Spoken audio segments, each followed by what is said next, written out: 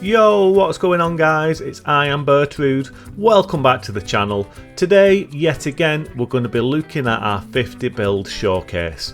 They're all my builds. I've got about 48 builds now spread across 5 accounts, and they're all different styles and different methods and play styles of invading.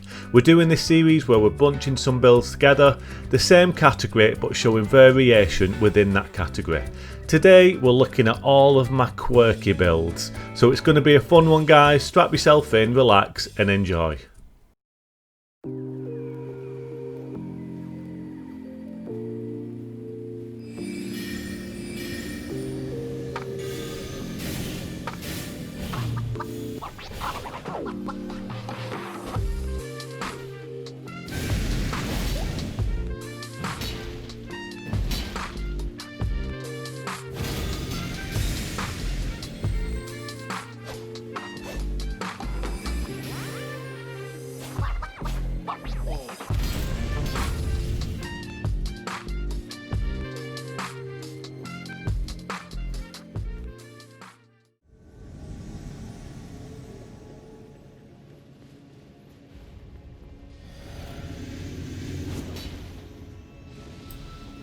Okay guys, the first build we're looking at in the quirky category is the ring stinger. This guy is going to give you some ring sting with his big golden rings, baby. You better prepare your ring because I'm coming with my rings and there's going to be some stinging. So it's pretty straightforward. We've made a build focusing around the big golden rings attacks. We've got the triple rings of light as we've got equipped now, the big 3 massive big rings that we can throw out. Then we've also got the discus of light. This build was originally focused around the discus of light, and then I got my stats allocated and I made sure that I could equip the triple rings of light as well, just to add to the theme, and we use that for a little bit more impact. But this is a really solid build. It's quite a mixed build, it's quite a funky little build, there's quite a few different things going on. The discus of light, you know, you might not think initially that it's that strong in terms of a spell, but I can guarantee you, you know, the discus of light is not to be messed with. If you don't respect the damage of this thing, it can hit you twice. We're getting some good damage returns on it. You've got to respect the discus, you know, or else it's going to do some big damage. It can catch you off guard, and it often is the turning point, or it can be the catalyst of winning or losing invasions. You know, it's a good little incantation. It's a good incantation, don't underestimate it. This build overall is very strong. It actually turned out to be a lot stronger than I actually thought it would. When I initially put it together, it was kind of, is it going to work, is it not going to work? But we did it, we went with it, I stuck to my guns, and it turned out to be not only extremely fun, it's a very fun playstyle, but you know, it is strong, man. It's a strong build. We're at level 65 on this one for the ring stinger. We've got 45 vigor, only 19 strength and 17 dex, pretty much minimum dex and strength for our weapons. But then we've got 20 intelligence and 25 faith. That's to accommodate the needs for all of our incantations and our spells. We're using both spells and incantations, so we're switching between our staff and our seal depending on what we need. But then in our flask, we're also using the intelligence knot, so we're getting an extra 10 intelligence once we use our flask. And we actually need that 10 intelligence to use the triple rings of light, because that's got quite a high intelligence requirement, so we need that to use the triple rings of light on the build for 3 minutes. We're using the golden order seal because we're getting some really good damage returns on that at this level.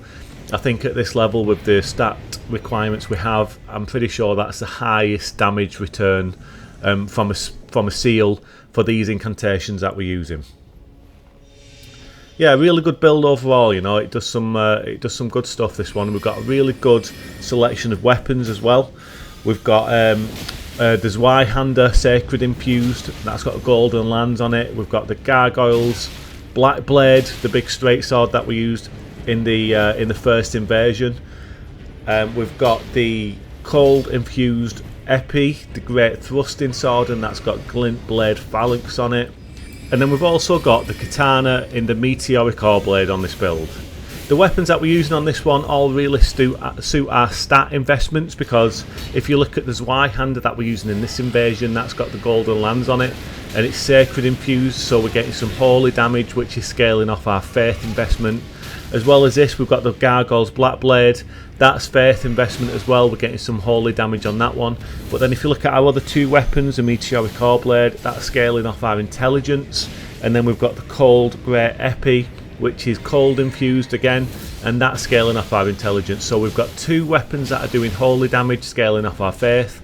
Then we've got one weapon that's cold infused, scaling off our intelligence, and then the Meteoric Ore Blade is a magic weapon, and that's scaling off our intelligence as well. So we've got kind of 4 weapons with 2 different damage outputs, if that makes sense. We've got holy, we've got cold, we've got magic, we've got faith.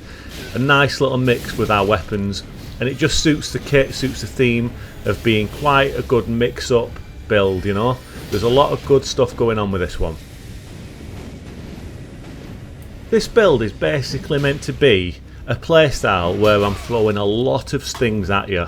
We've got the magic glint blade, which I usually start each invasion with. I put a few magic glint blades out, and the people we're fighting usually do forget that they're there, so it's kind of like a delayed projectile, innit? You put them up, they hang in the air a little bit, and then they fire off at your opponents. We put a few of those out, and then while they're waiting to be activated, I switch to the seal and I throw some discus at you. So, you know, there's a lot of projectiles coming your way. I can then close the gap and maybe use a triple rings of light, and I've also even got the carrion slicer, so I can rush you down and get some quick attacks with that.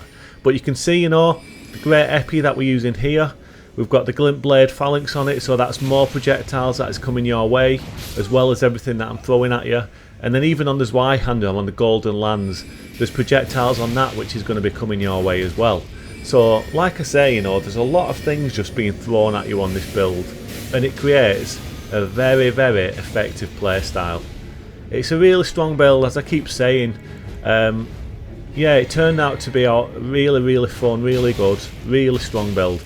And we've got that big long head, which just the fashion on this one's pretty cool. I love the long head helmet that we're wearing. But yeah, great build overall. Let's take a look at those ratings.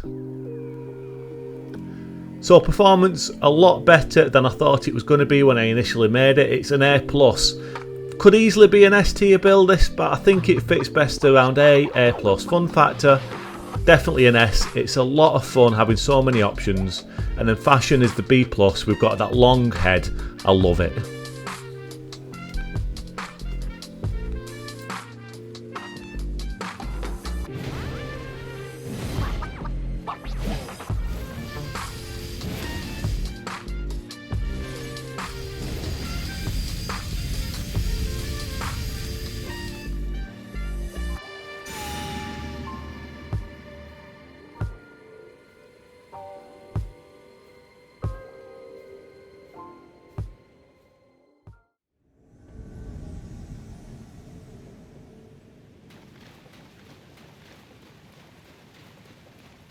So the next build we're going to be looking at in the quirky category is the Pizza Man.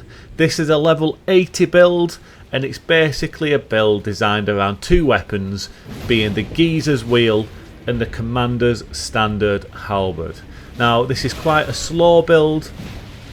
It's quite a heavy, slow-paced playstyle, but if it hits you and the plan works with what we're trying to achieve in each invasion, you're going to take a lot of damage. It's a build that is pretty much all designed around consecutive attacks. I'm going to be looking for some big charged heavy attacks on the Geezer's Wheel, and I want to make use of that spinning blade. We're using the Rotten Wing insignia and Millicent prosthesis, so we're getting some good damage returns on our consecutive hits. So yeah, that's kind of basically what it's all about. I'm looking to land some big charged heavy attacks. Now the Geezer's Wheel is quite a slow weapon. It's a colossal weapon obviously, so we're doing some slow hits with it, and to counteract that is why I put the Commander Standard on this build as well in our offhand. Not only does the offhand halberd make for a really cool playstyle where you can, you know, catch him off guard with those left hand lunges, which is Really cool. It's a fun little tactic, whether you use a halberd or a spear in your offhand. I've done it on a few builds now, and it always works really well for roll catches, as you can see with this host. 2 nice roll catches with the offhand halberd. It just works really well. But like I say, I put it on this build because the pizza cutter, the geezer's wheel, you know, it's quite a slow weapon. So I put them both together to kind of cover all bases when I can. I can switch to the commander standard two-hand it as well, and that's good for doing some more range, say if I'm chasing someone down. And I mean, look at the damage on that summon. The summon came running in right into a charged heavy attack. The consecutive attack buffs that we've got on this build just absolutely obliterated him.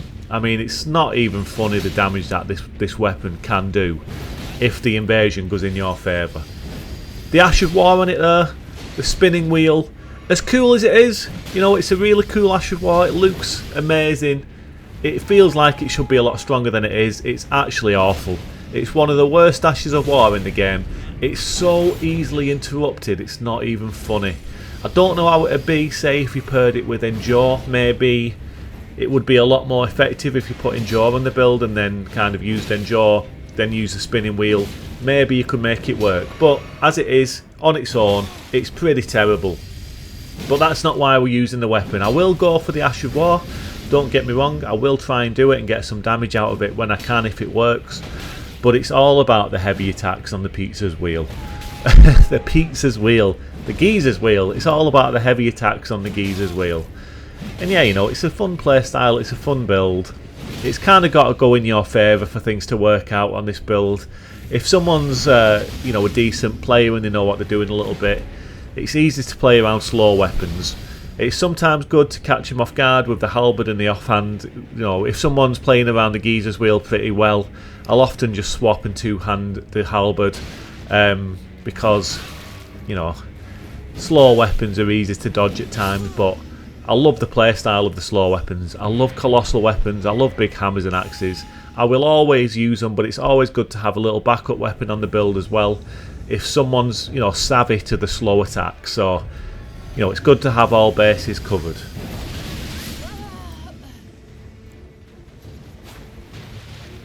Another good point about this build using the commander standard in the offhand is that we've got the Ash of War we can use on the commander standard in the rallying standard.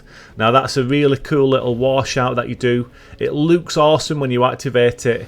I really love the animation of that particular Ash of War, but it gives you a really nice damage buff. So in our flask, I think we're using the strength tier, the strength knot, to give us 10 extra strength, which is giving us a little damage buff. And then we're also using the rallying standard on the commander standard halberd, and that's giving us a damage buff as well. And then overall, you know, we're getting some good damage output on this build.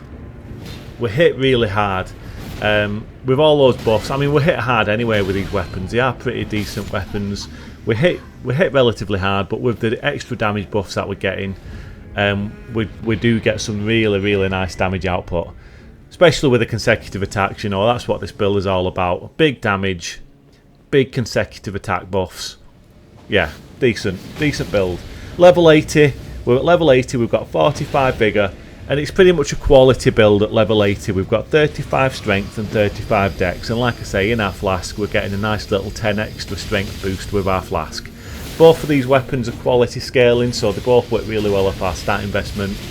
And I do actually have a great bow on this build as well, which I don't think I use in these invasions, but to be honest, I don't use it very often. I'm just the world's worst great bow user, guys.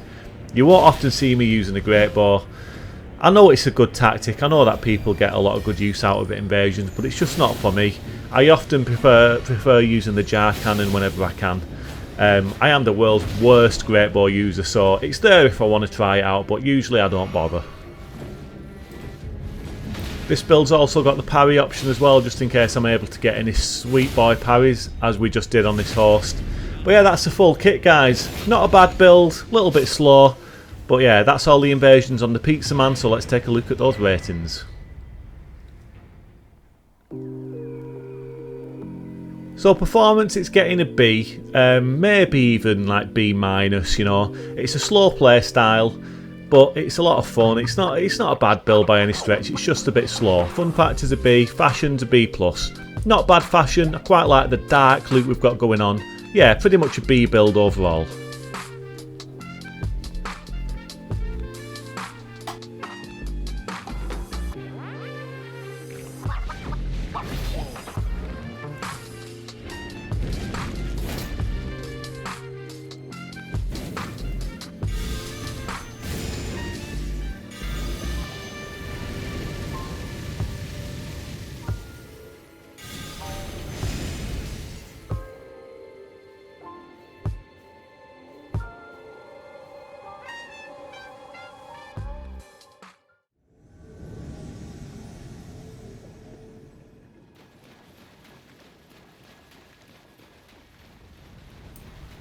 Third build in the quirky category, guys, is the horny little devil.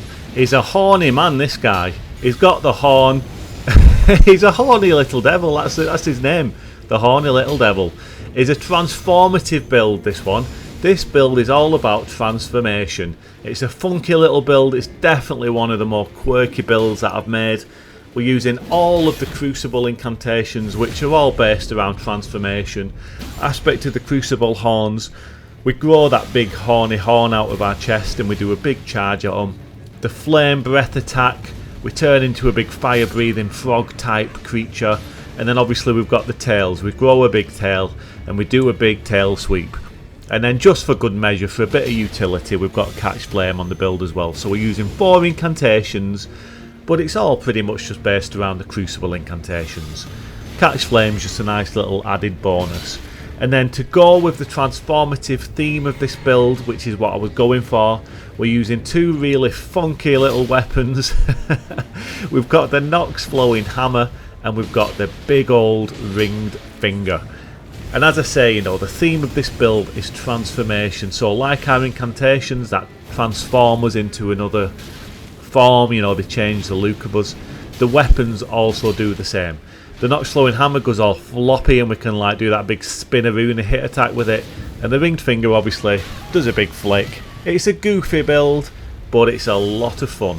It's not one of the more effective builds I've ever made. At level 40, you know, if you look at some of my level 30 builds, the War Goblin, the Mage Miner, they are S tier level 30 builds. This build started at level 30 and it was nowhere near the standard that it had to be at level 30.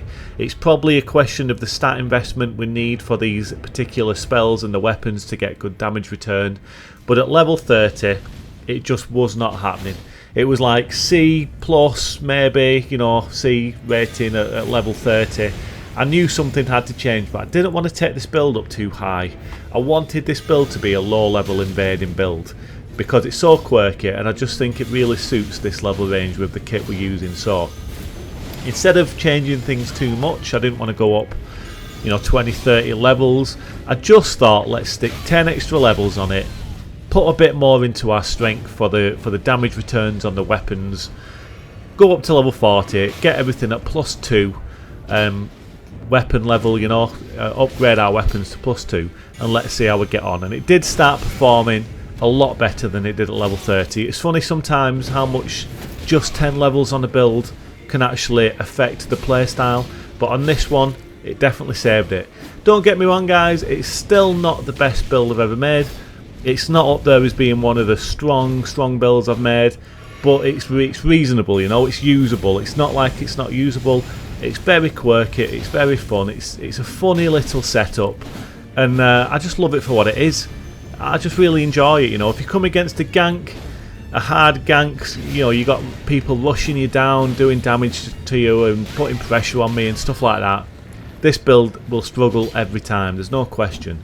But on those invasions where things were a little bit more favourable for the build, you know, I've got a little bit more time to work. One-on-ones, it's really good. It really does suit one-on-ones and invasions if I can whittle the party down or if I'm just invading a solo host. One-on-ones on this build are a lot more more easily handleable than gank situations. But as I said, you know, it doesn't put me off ever using this build. It's a lot of fun. The playstyle's great. And he's just the right little character. I love my horny little devil. I love him. You know, he wears his heart on his sleeve. It's got some good fashion going on. I do really like the fashion on this one. That helmet, the skull helmet, I forget what it's called, but I think I made it work pretty well. I usually think it's a horrible, ugly helmet, but I think with the fashion choices we've made, it really does suit this. So yeah, the horny little devil is a good little build. Yeah, not bad at all, really, for what he is. I mentioned that this build does suit one-on-ones, and this is a good example. You can see we're emoting at each other a lot here, doing a little wiggle of justice before we start. I actually invaded this guy a few times. He had his Taunter's Tongue activated, so me and him had a few little duels over this invasion session. And I think this was possibly the last one. He won a few, I won a few, but we was both having a great time. It was using a really cool, honest setup, just a spear with the Sacred Blade Ash of War on it. And I think he had Catch Flame as well. Really honest stuff, you know. And between us, you know, our builds kind of suited each other for him for a duel. They matched up really well. It was really even. But this particular one was quite a good one, and it went in my favour. So I thought I'd put this one in. But this guy did get a few wins over me in this in our little one-on-one battle that we had all evening. So it was a lot of fun. And hats off to this guy, you know. Just a really nice little honest build. And he's a good player, he's a good duelist. So yeah, all the time in the world for players like this, bring it on. Really, really cool stuff. You can see, you know, we're not doing bad damage with our weapons, but at level 30, before we added the extra strength, our weapons weren't doing anywhere near enough damage that they needed to compete. But this is the last invasion, guys. I'll let this one finish, and then we'll take a look at the ratings.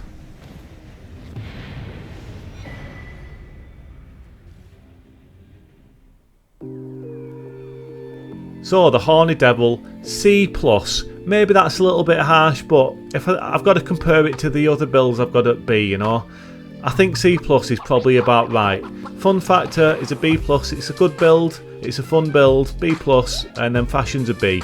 Yeah, B minus, C+ type of build.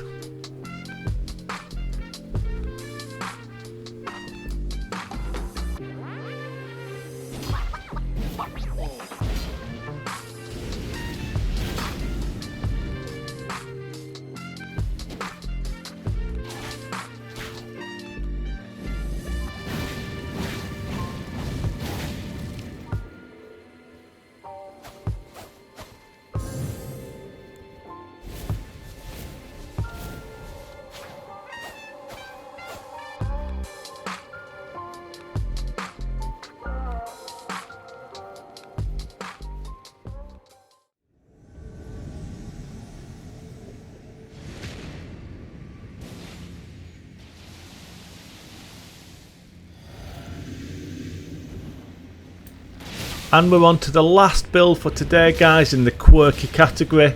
It's Blasphemous Barry. Now this is a build pretty much just based around the Blasphemous Blade, and it's probably the least quirky build in this category, if you know what I mean by that. It's a pretty straightforward build, but I kind of couldn't think what other category to put this one in. It's kind of a build and it's of its own, you know. Maybe it could have gone in with the fire category builds. It's pretty much a fire build, but I think quirky is definitely reasonable for this guy. And the main reason for that is when I first made this build, it was a hell of a lot more quirky than it is now. I tried to base it around the Devourer's Scepter.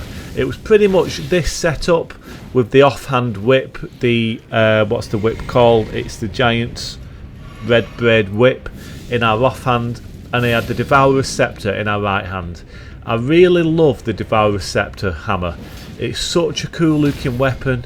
It's a ridiculously well designed weapon. It just looks absolutely awesome. But it just is not the best in terms of damage.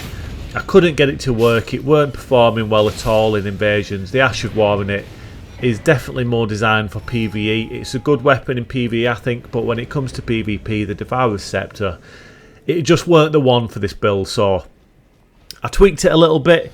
I changed the initial level that I had it at.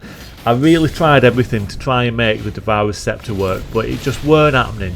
But I had this kind of backup plan in my head all along. I knew that if I couldn't get the Devourer's Scepter to work, this build wouldn't change too much in terms of the playstyle if I put the Blasphemous Blade on it. I changed my stat investment altogether. I took away all of the strength basically, and I piled it into faith. This is a level 75 build, and we've got 40 faith and only 22 strength, so we've kind of piled everything into faith, and we really went all in on that fire damage with the Blasphemous Blade. And it did kind of benefit the whip as well, because the whip does fire damage, so you know, damage returns were a lot better, and it didn't change the playstyle too much. We've still got that kind of right-handed weapon. The Blasphemous Blade is a little bit quicker than the Devourer's Scepter, but besides that, we're still doing the big swings with the right hand, and we're trying to catch him off guard with the whip in the left hand. The only difference is that we've got access to the Taker's Flames, the Ash of War on the Blasphemous Blade, and that thing is an absolute monstrosity. It does insane damage. We're also using the Shard of Alexander on this one, so we're getting extra damage from the Ash of War and the Blasphemous Blade. And it takes it took the build from like really struggling to the point where I almost gave up on it to being reasonably strong. You know, it's very good. The Blasphemous Blade is just a hell of a good weapon. There's no denying the Blasphemous Blade is an awesome weapon, so stick it on a build, and you know, it'll make any build strong basically just because of how it is. The Ash of War alone on it is just the strongest part about it, and it's the strongest part about the build. It's almost a shame not to use the Devourer's Scepter really, because it lost a little bit of its identity, but at the same time it became usable, you know, so I don't mind having it on the build. In the second weapon slot as well, in our right hand, we've got the Erdsteel Dagger, and I've actually put Bloodhound Step on that one. Now, I think this is the only build that I've actually ever used Bloodhound Step on, and the reason for that as well is, you know, that's kind of originated from the Devourer's Scepter use. I had the Iron Jar Aromatics on this build, and the plan was, the initial game plan for this build was to use the Iron Jar Aromatic, so we turn to steel and we start walking really slow, but we got all that poise. So the plan was to use the Iron Jar Aromatic and then switch to the Erdsteel Dagger to get close to our enemies with Bloodhound Step, seeing as we'd be walking at a snail's pace without it. So we try and get close with the Bloodhound Step, then I switch back to the Devourer's Scepter and I try and do the Ash of War close range with the Devourer's Scepter. And like I said, that also just didn't really work. So once I got rid of the Devourer's Scepter, I also got rid of the Iron Jar Aromatics, but I decided to keep the dagger on the build, keep Bloodhound Step on the build, because it's just fun to kind of whip it out in invasions every now and then and try and just kind of like skirt around our enemies and get in close, and you can use it to get away and stuff. I don't really use it on any other builds, but it's fun trying to use it on this one. And I can definitely see, having used it myself, why people do keep it on a lot of the builds to, you know, get away from like dragon breaths, and you know, if you're getting blended, get it away, get yourself away from the danger with Bloodhound Step. It's very, very effective in that kind of use. You know, it's very good at getting you away from damage, away from danger. So I can see why people do use it. It's a really good Ash of War, to be fair.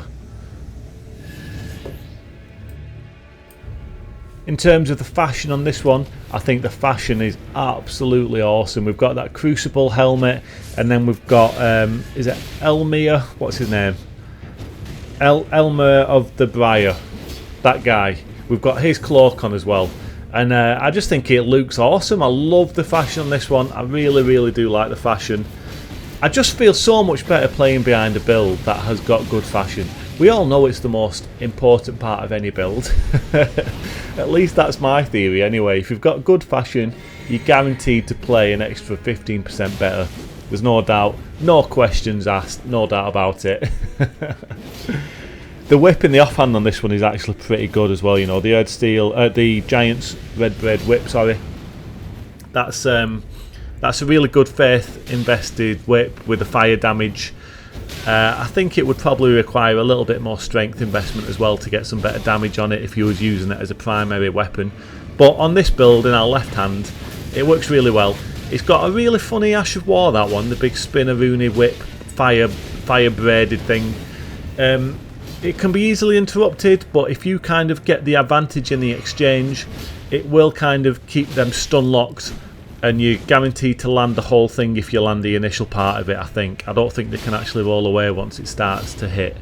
So if you land that, it's really, really stylish. And if you manage to get a kill with that Ash of War, it's, you know, there's just not many better ways to get a kill. It's a really, really stylish Ash of War. It's just kind of hard to get any decent use out of. And that was also where the Iron Jar aromatics came in handy as well with this build. I'd get in close with the Erdsteel Dagger, the Bloodhound Step, and then with the Iron Jar aromatic activated, I could do the Ash of War on the whip, and you can kind of see how it was all flowing together before I decided that it just weren't working well enough and decided to change it. But yeah, it's not a bad build overall now. When I'm rating this one, I'm kind of trying to take the Ash of War from the Blasphemous Blade out of the equation. I'm just trying to look at it as the actual overall kit, because, you know, the Ash of War on the Blasphemous Blade is definitely an S tier Ash of War, but I don't want to kind of factor that into the overall ratings. So let's take a look. So performance, I'm going for a B. Like I said, I'm not thinking about the Ash of War on the blade, I'm just thinking about it as overall kit. So performance is B, fun factor is B minus. You know, it's a good fun build, but it's not one of the standout builds I've got. And I think fashion is definitely an A, really good fashion. But that's it, guys, that's all of my quirky builds I've got for today. Hope you've enjoyed the video, guys. Don't forget to like and subscribe if you like the content. But take it easy, look after yourselves, and I'll see you all on the next one.